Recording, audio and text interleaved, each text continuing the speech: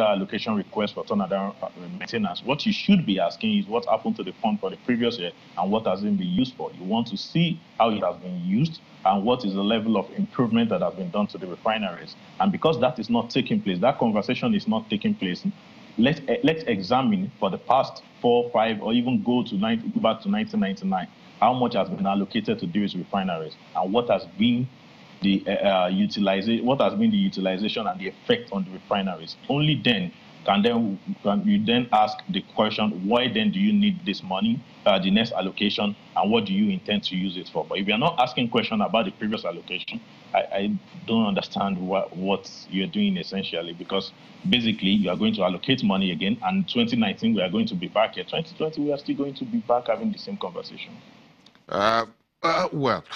Well, I don't know about that, whether we'll still be discussing this, but that will be very interesting to see how it goes. I have another good conversation entirely. So let's get back to where we are at the moment. What funding options do you think would be easy for the Nigerian government to revitalize the 4 refineries and bring them back to speed? A JV, or PPP, whatever it is, just go direct to the World Bank or whatever. Just go straight to Eurobond market. Just take $1 billion and just throw it into the refinery. Do you think we should just take $1 billion loan from Eurobond and throw it into those 4 refineries, whether they will come back to life? No, my straight answer would be a no. And what I think is that, first of all, we have to assess on a critical and unbiased assessment of the 3 refineries and see what is the value that is currently inherent in those refineries. From there, we then can go to a transaction. If we don't want to let go of the entire refinery, we then can go into PPP, just like in the power sector, but more maybe done in a better way now. And we sell a controlling interest, 51%, 60% of the controlling interest. You basically outsource first of all, you outsource the need to have to dig into the government pockets to be spending on turnaround maintenance, and you actually will be able to arrive at a reasonable financial decision, because a private investor will probably be able to make this decision on whether it is necessary to even begin to renovate the refinery or basically abandon them and build a new one. Because in some instances, we've seen some assessments from the private sector that have said that the only value that is in the Port Harcourt and Warri refinery right now is the land they are sitting on. Although those assessments may be biased, but it goes to shows you what the value that the private sector is placing on those refineries as against the way the government is seeing it. Jubril, I agree with you. If you take the land off Warri refinery, you can as well give me the machines on top of it. I'll put them somewhere behind my house, and perhaps I can run that refinery legally from there. But I tell you, those assets still worth some good money. Don't mind those folks in the private sector. Sometimes they just want to buy them cheap. But I think we still have some value locked in there with those facilities. If we put them for sale, maybe we'll get guys who's going to buy them off us. But the issue is this. Yes, go ahead. Definitely, there is some value in it. But what I'm trying to drive at is that it should not be the responsibility of government to continue to take those risks of spending huge amounts of money on turnaround maintenance that have not yielded. But it doesn't look like, Jubril, it doesn't look like this current administration body language is to put a dime on the table. So they keep looking for a funding option that will not take a penny out of the federal government's pocket.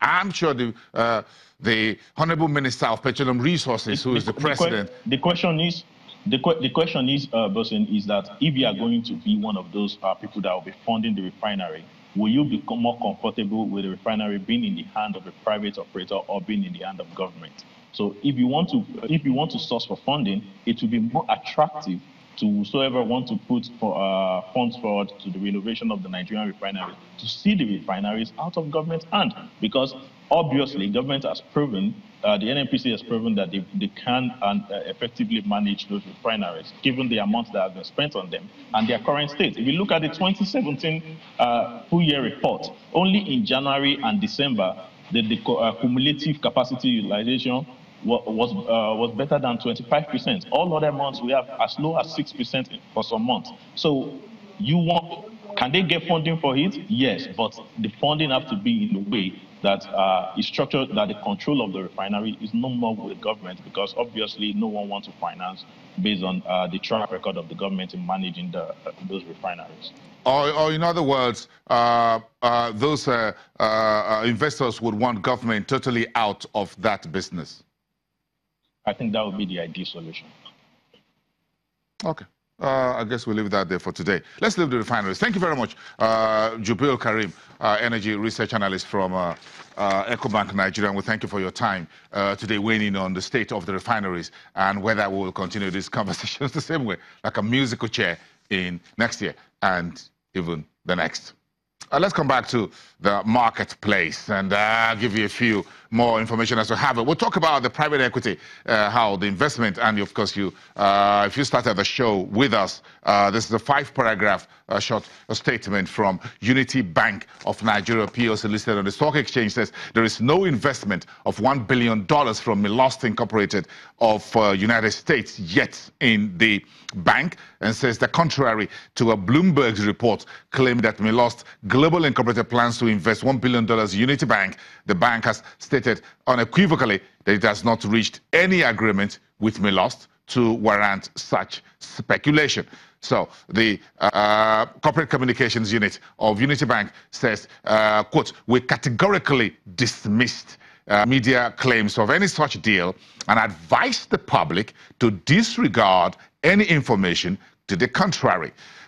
Unity Bank says its ongoing recapitalization programs is ongoing, but has not received any commitment for investment of $1 billion from Milost Global of United States. Unity Bank, according to the statement, quote, "is in talks with a number of potential investors and has not concluded to pave way for commitment of an investment." The bank says it has set, quote, "realistic milestones on the recapitalization program and will continue to update the public on the progress from time to time." That's the latest from Unity Bank, dismissing media reports that there's $1 billion coming in from Milost Global Incorporated of the United States. Let's take a break. We'll be right back.